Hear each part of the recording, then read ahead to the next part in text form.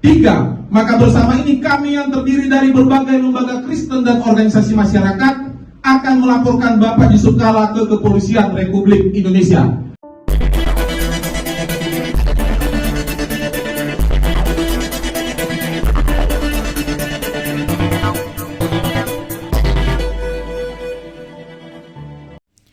Halo teman-temanku dimanapun Anda berada, kita melihat bahwa kasus JK yang menyimpulkan secara sembarangan dan menuduh bahwa orang Kristen memiliki ajaran syahid, ya. Jadi kalau membunuh umat Islam masuk surga, begitu. Ini sangat berbahaya sekali, ya. Banyak orang sudah memberikan pandangannya, teman-teman. Ini statement yang sangat-sangat berbahaya. Ini menyebabkan orang akan bikin konflik, ya, yang menimbulkan konflik antar umat beragama. Muslim akan membunuh umat Kristen karena dia merasa dengan membunuh umat Kristen dia syahid dan masuk surga.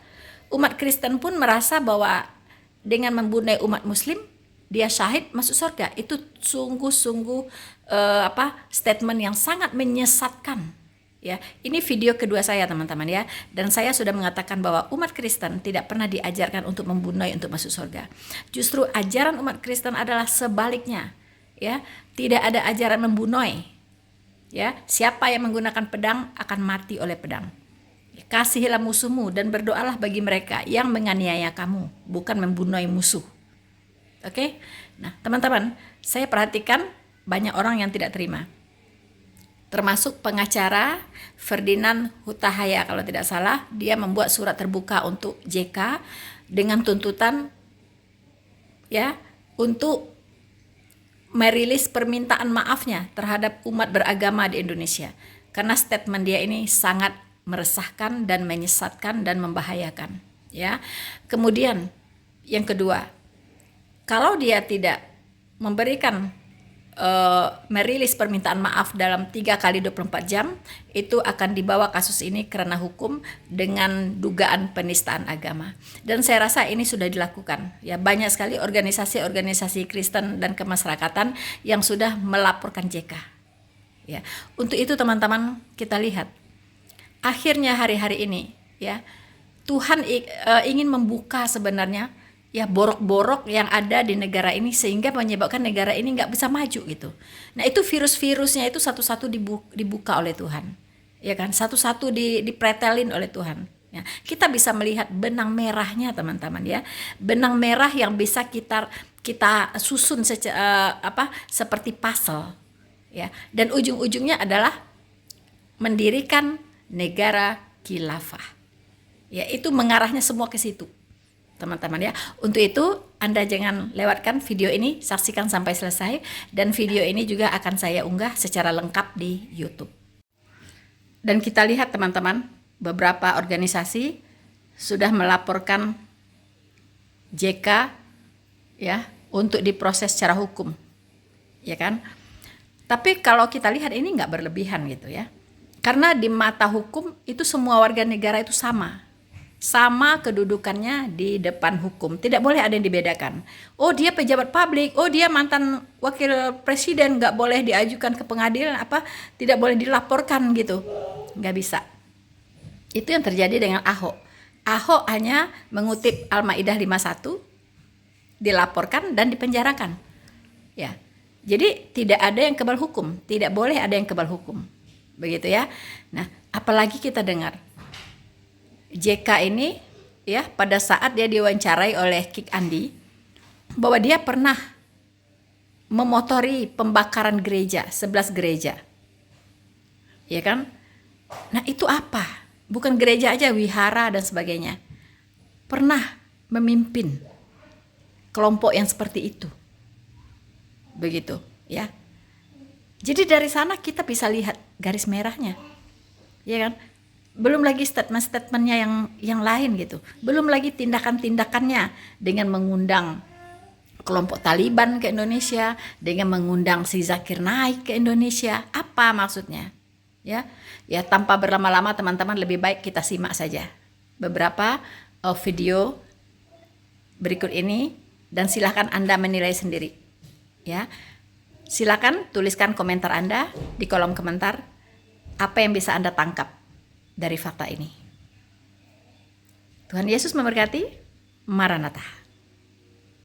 Kepada Saudara Muhammad Yusuf Kalla, saya Ferdinand Hutahayan, Managing Director Ferdinand Hutahayan & Co, kantor hukum di Jakarta.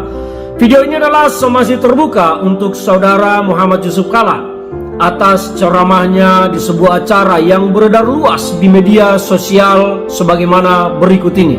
Kenapa agama gampang menjadikan alasan konflik kayak di Poso, Ambon? Karena kedua-duanya Islam dan Kristen berpendapat mati atau menewaskan orang, atau mati atau mematikan itu syahid. Semua pihak. Kristen juga berpikir begitu. Kalau saya bunuh orang Islam, saya syahid. Kalau saya mati. Itu adalah video yang beredar luas di media sosial ceramah Saudara Yusuf Kalla yang menyinggung tentang Islam dan Kristen. Saya memaknai bahwa ceramah tersebut bisa menjadi pemantik atau menjadi provokasi untuk menjadi perselisihan antara umat Kristen dengan umat Islam. Saya juga menyatakan bahwa video tersebut masuk dalam delik penistaan agama terhadap agama Kristen, karena saudara menyatakan bagi orang Kristen membunuh agama yang lain itu adalah syahid. Pernyataan tersebut adalah sesat dan menyesatkan. Maka saya meminta dan memberi waktu 3 kali 24 jam kepada Saudara Muhammad Yusuf Kalla untuk segera meminta maaf secara terbuka terhadap umat Kristen dan seluruh umat beragama di Indonesia ini, karena pernyataan tersebut adalah provokatif yang bisa mengakibatkan chaos berbasis identitas agama. Dan apabila Saudara Muhammad Yusuf Kalla tidak menyatakan permintaan maaf dalam 3 kali 24 jam sejak video ini saya rilis, maka kami akan mengajukan laporan kepada Saudara Muhammad Yusuf Kalla. Kami akan mengambil langkah hukum melaporkan saudara ke pihak Kepolisian Negara Republik Indonesia dengan pasal-pasal penistaan agama dan upaya-upaya provokasi yang berpotensi menimbulkan konflik berbasis agama. Demikian saya sampaikan, saya Ferdinand Hutahayan. Saya berharap sekali lagi Saudara Muhammad Yusuf Kalla, saya minta maaf tidak menyebut nama Anda sebagai bapak tetapi sebagai saudara, karena ini adalah persoalan hukum dan kita semua setara di hadapan hukum. Kami berikan 3 kali 24 jam untuk segera meminta maaf kepada seluruh umat beragama di negara Republik Indonesia ini. Sekitar tahun 1967-68 ketika Anda jadi ketua HMI Makassar. Ya, 67. Anda memimpin pembakaran gereja, biara, vihara, dan rumah-rumah ibadah non-muslim. Ya. Sebagai ketua HMI Makassar. Hari itu apa yang terjadi? Bakar gereja.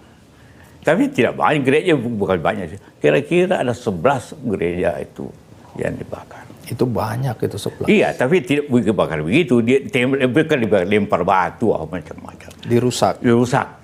Kabarnya memang di sana sering terjadi konflik. Nah, ketika Bapak di sana ini kan sebagai jembatan nih Pak kabarnya ini. Itu gimana Pak ceritanya? Ya.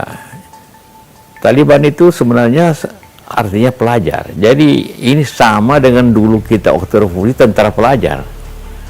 Kan gitu kan. Talib itu pelajar, siswa, santri. Setelah 20 tahun Amerika di situ.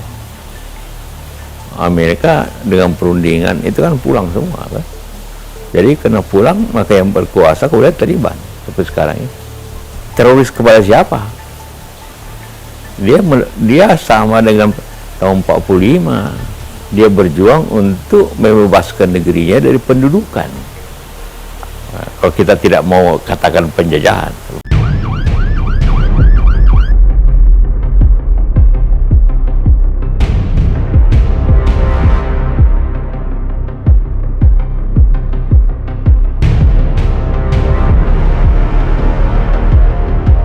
They are just like us, have two hands, have two feet, but they are not human. If they don't like you, they just kill you.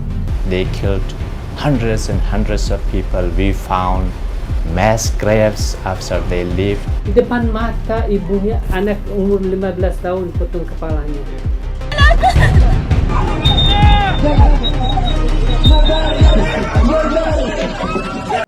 Deputi 7 Badan Intelijen Negara atau BIN, Wawan Hari Purwanto mengatakan pihaknya tengah melakukan deteksi dini terhadap kelompok-kelompok teroris di Indonesia yang memiliki kedekatan ideologi dengan jaringan dengan Taliban. Mengingat selama ini pergerakan kelompok teroris di Indonesia banyak dipengaruhi oleh perkembangan situasi di tingkat global dan regional.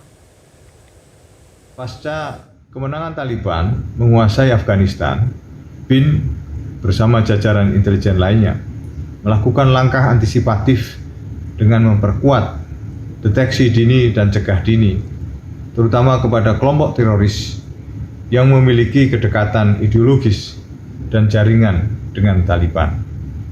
Sementara itu, setelah menguasai Afghanistan, Taliban berjanji tidak akan mengusik misi diplomatik asing di Afghanistan. Meskipun demikian, pemerintah Indonesia terus memonitor situasi keamanan di Afghanistan. Keselamatan WNI dan staf KBRI di Afghanistan menjadi prioritas utama pemerintah Indonesia. Dan sejauh ini kondisi WNI dan staf KBRI di Afghanistan dalam kondisi aman dan selamat. Who's the one and only? Nobody but Allah. Let me break it down right now for you. Seluruh umat Islam di Indonesia sekaligus menyampaikan ceramah agama berkaitan dengan perbandingan agama yang sangat bermanfaat untuk umat. Karena itu saya serukan para habaib, para alim ulama, para kiai, para pimpinan pondok pesantren, pimpinan majelis-majelis taklim, begitu juga para rektor, para dekan, dan para dosen, serta para mahasiswa dan para santri untuk bisa menghadiri yaitu ceramah beliau yang akan disampaikan di beberapa kota di dalam bulan Juli ini. Ini satu tokoh internasional yang berdakwah tentang Islam.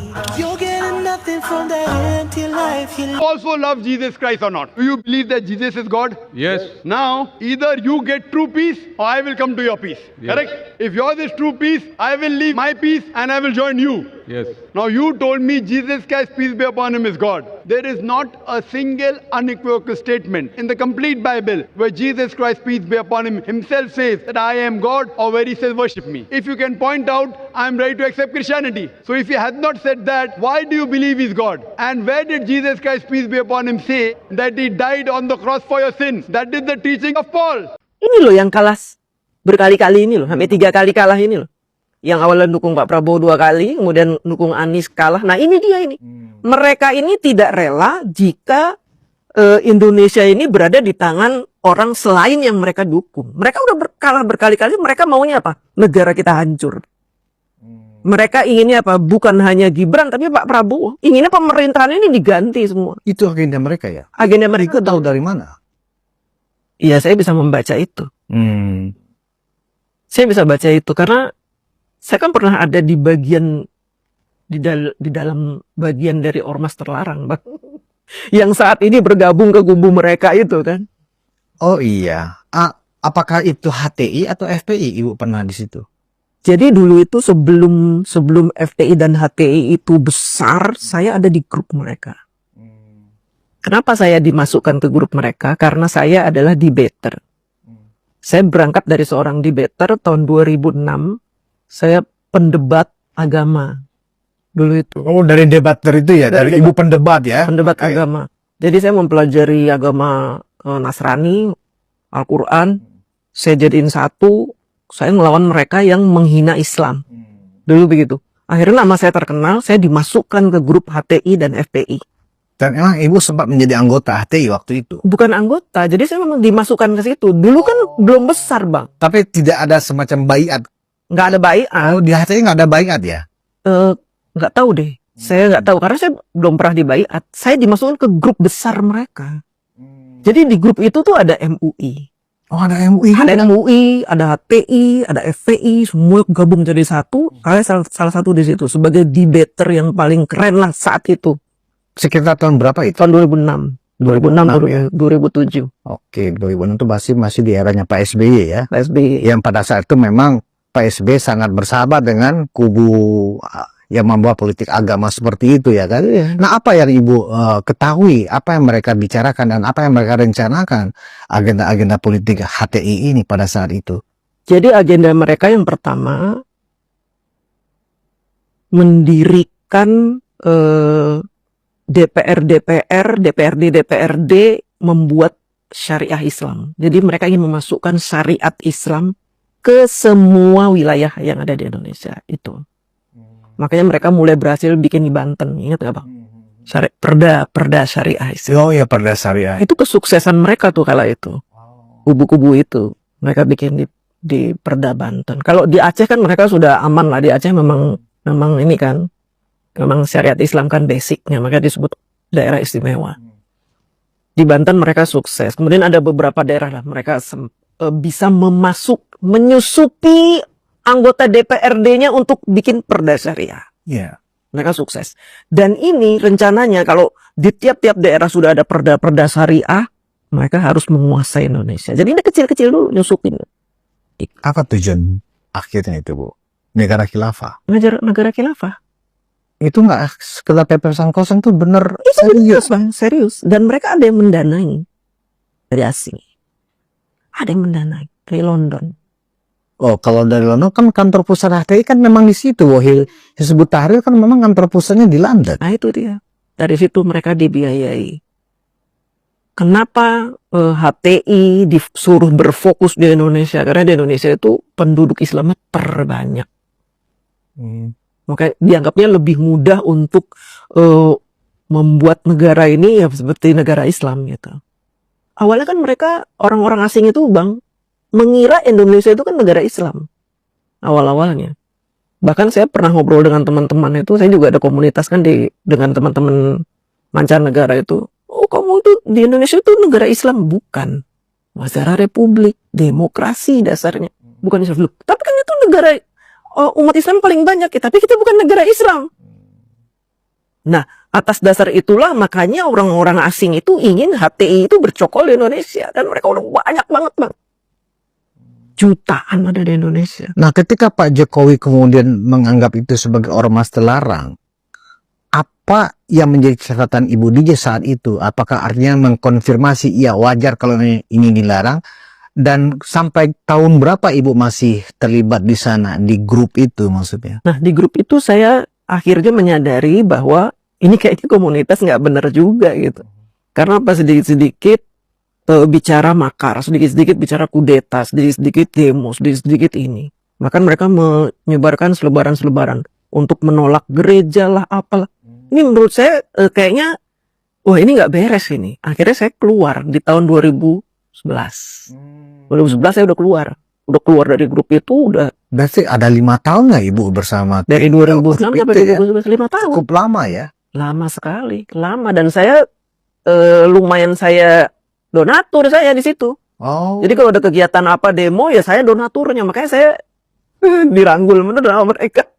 Dan Bang tahu nggak, waktu saya mendukung Bapak Jokowi 2014 itu teman-teman saya yang ada di grup itu neror saya setiap hari. Kamu bajingan, kamu dulu, kamu bukan. Oh. Karena mereka nggak mendukung siapa Bu waktu itu? Waktu 2014 itu Prabowo. Hatta berarti Hatta, iya.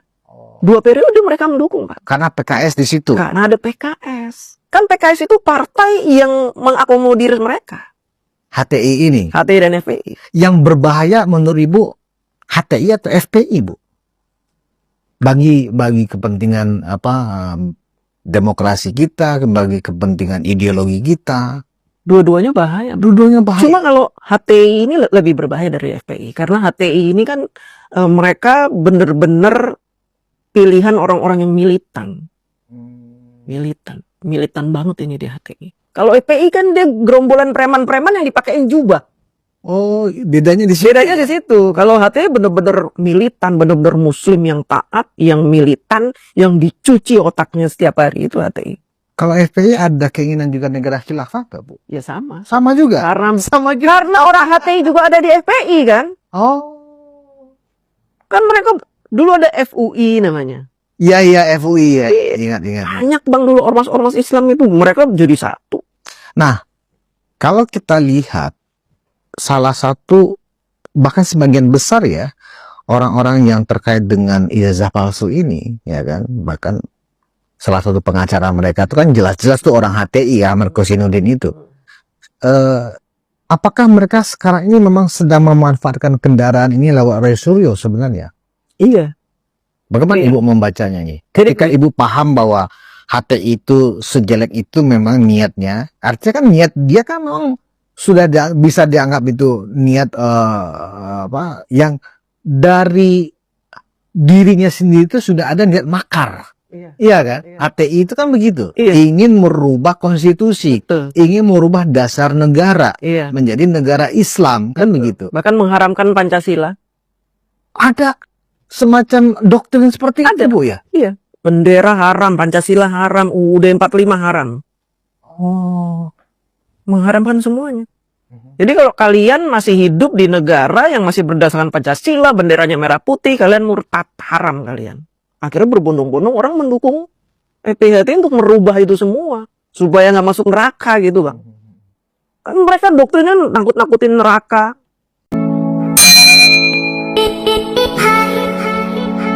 Yang saya catat diingat dalam hati saya, JK menggunakan keuntungan bisnisnya menghentikan penyebaran Injil. Dia antikris Indonesia. Dia bisa disamakan dengan Ali Khamenei yang membantai pemuda Irak. Dia juga nggak ada rasa malu, saudara-saudara.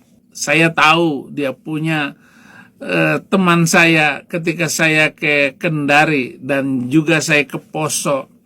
Dia punya showroom Yamaha di Palu, besar. Semua keuntungan untuk mendanai pejuang Poso, teroris. Shalom, selamat malam untuk kita semua. Pada hari ini kami dari lembaga-lembaga Kristen dan organisasi masyarakat berkumpul di kantor pusat sekretariat DPP Gangki untuk menyampaikan pernyataan sikap.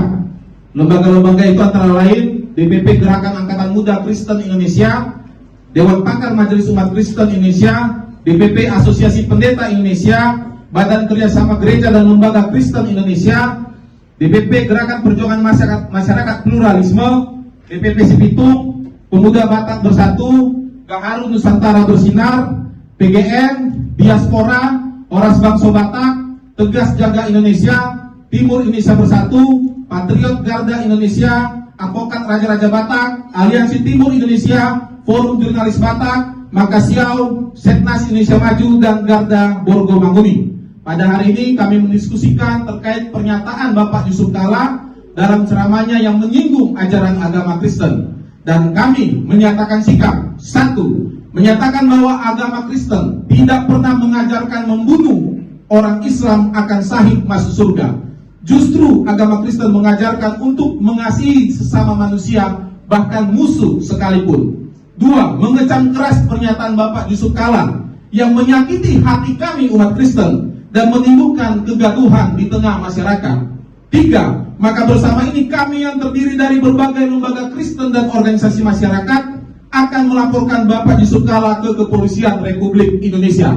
Demikian yang bisa kami sampaikan pada hari ini, Minggu 12 April 2026 untuk bisa kita sikapi bersama dan bisa kita konsolidasikan seluruh Indonesia. Terima kasih.